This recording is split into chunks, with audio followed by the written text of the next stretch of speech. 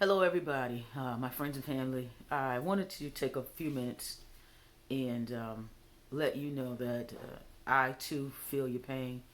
Here, Lisa and Rasheida, we've been talking about obviously the events that have impacted this country, impacted particularly brown people, and even more specifically African American people. And so I want to take a few minutes out and talk with you about a couple of things and images and stuff that I've seen over the last few days and the way that I'm processing some of the information. Recently, it was brought to my attention. There actually was a photograph that was posted on Facebook of a gentleman who had on a gas mask. He had an umbrella. He was dressed in all black, and so I saw the photo, and then I found the video. And so this gentleman has a hammer, and he is walking around the buildings in Minneapolis, knocking the windows and things out of the AutoZone building. And a gentleman or someone had cameras, and they followed him behind the dumpster, etc. And he turned around and started so they got a real good picture of his face in the camera. So here's how I'm processing that. This gentleman happens to be a white gentleman. He happens also to be a Minnesota police officer. And so real quickly before I forget, I want to say thank you to his ex-wife, who either had a grind to axe, a grudge, or she had some compassion for the incidents that are going on in Minneapolis or in Minnesota. And so she felt it her duty, for whatever reason, I don't really care what her reason is, the issue is that she felt a responsibility to turn him in. And so I thank you for that, because even though there was footage of him and he was all dressed up, we may not have ever recognized him. We may not have ever had anybody come forth. So I thank you for that. But this now brings me to the issue at hand. This was a police officer. This is a modern day Ku Klux Klan lynching or situation, in my opinion. And so let me share with you how I have arrived at this conclusion. Given the fact that he was all covered up so that his identity in itself would not be known. The second thing is, obviously he's got on gloves and everything. He doesn't even want you to know that he's Caucasian. So that's par for the course. That's what they do, right? That's what the KKK does, cover up everything. But when you're so bold, why are you covering yourself? I mean, just do what you're going to do, right? Okay, so that's the the tip number one. Here's the bigger issue for me. This is not something, and I need you to understand, this is not at the local level. This is, in my opinion, a level of government administration. This current administration, their sole purpose is to kill you.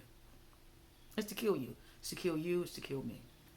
How do I know that? All right, so let's take a look at the events. We had an African-American man, looked like he may have committed a crime or been in the act of a crime, or whatever it was. A store owner called, the police came, he did not resist, he sat down on the curb. Ultimately, he ended up in some kind of whatever, nobody can explain, but he is no longer with us. It doesn't even matter what his crime was or could have been, he's now deceased. As to be expected, we have responded in outrage. However, what has happened, and what really did happen more factually, is that there was no outrage of crime, of looting, or anything that was taking place at that time. It was simply people exercising their right to express their anger about in a situation that makes absolutely no sense. A situation that could have been stopped so many times, but it didn't. All right? So that's all we've got for days, or for at least 24 hours. When the police decided to arrest the gentleman who's now been charged with third-degree murder, I understand, again, the outcry from the community that wasn't enough. And so I will give them this. They got time to give them time to do their job. I get that.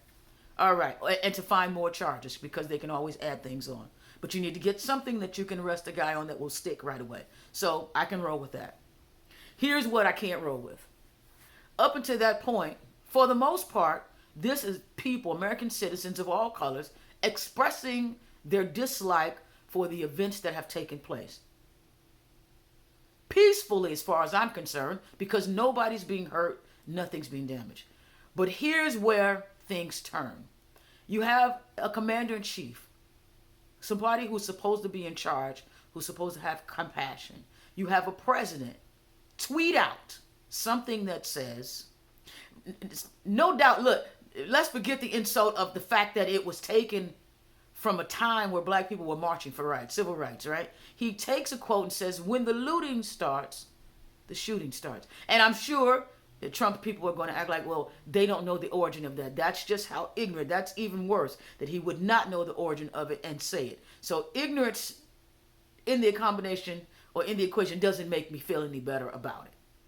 Nonetheless, he puts that out the night before the looting starts. So, people protest. No problem. The cop gets arrested. No problem. The president says, when the looting starts, the shooting starts. Then a Minnesota police officer breaks windows, does damage to buildings, giving thereby the Minnesota police, causing confusion, and giving thereby the Minnesota police the opportunity to now respond and say that that response was in direct correlation to the actions or to the confusion being caused. Now, if that's not a setup, I don't know what is. People, the point of all of this is to kill you. That's first and foremost. You must understand. This is to kill you. Because at that point, just like the woman in Central Park who called and said, there is a black man, she weaponized her privilege and could have gotten him killed. This country is weaponizing its privilege from the very top to kill you. He weaponized the Minnesota Police Department to open fire on you. All of us, anybody who's there, everybody could have gotten hurt. That being said, I want you to understand something.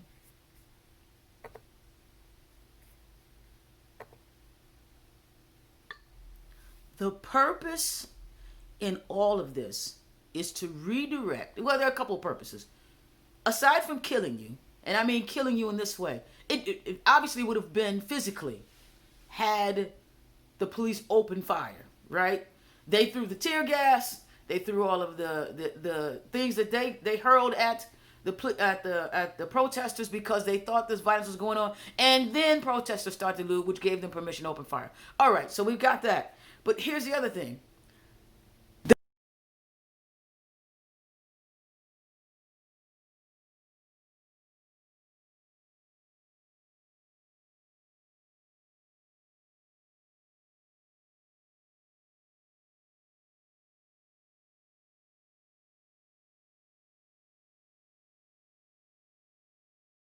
Happening while we're all distracted with all of the stuff, the commotion, we're all assembling all over the places. Where we're not assembling is at the ballot boxes.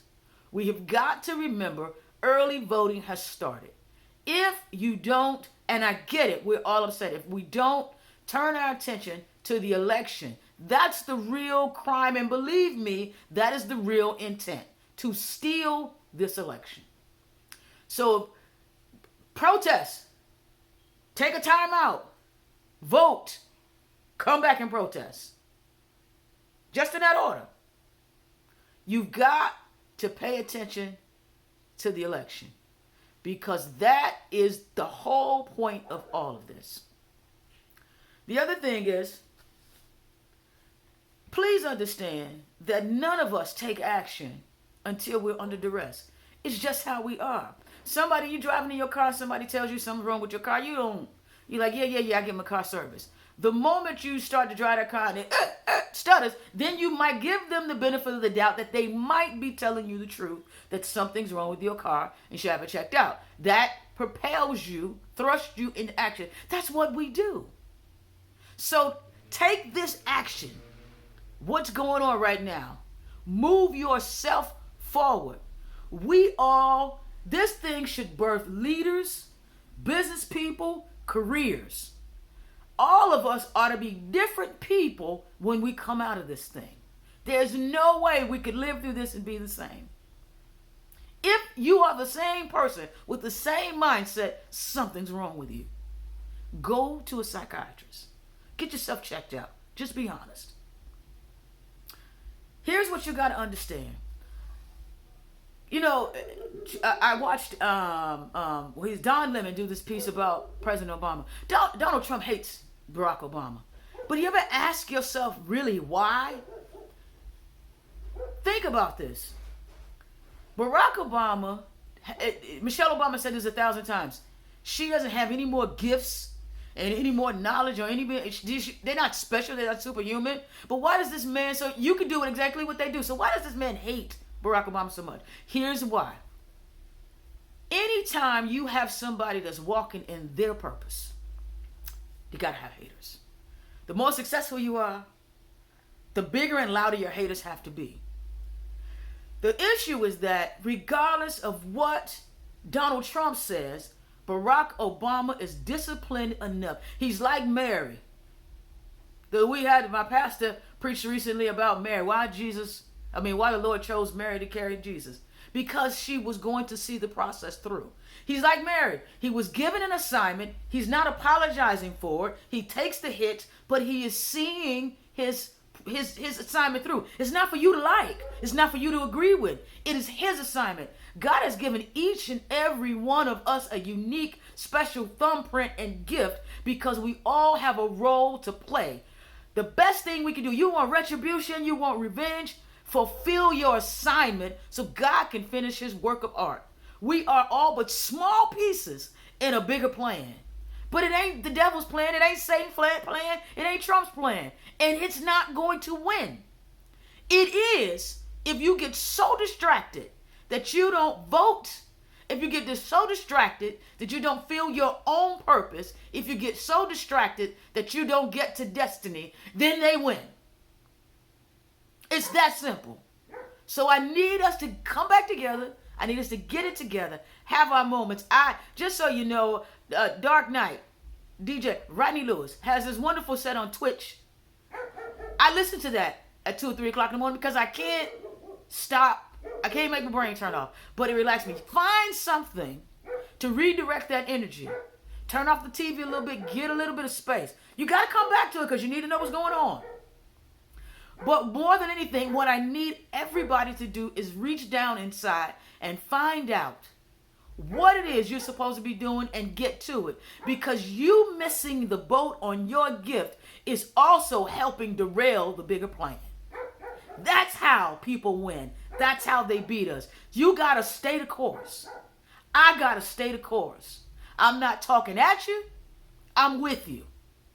Every day I get up to try to add more value to what I'm doing, how I'm doing it, who I'm doing it with. So I'm going to ask you, stay the course, please. Find out what God has for you to do. Get your retribution. Become the best at whatever it is God assigned you. See it through. I guarantee when you stick to your job as much as Barack has stuck to his, it's going to be all right. I love you. Peace.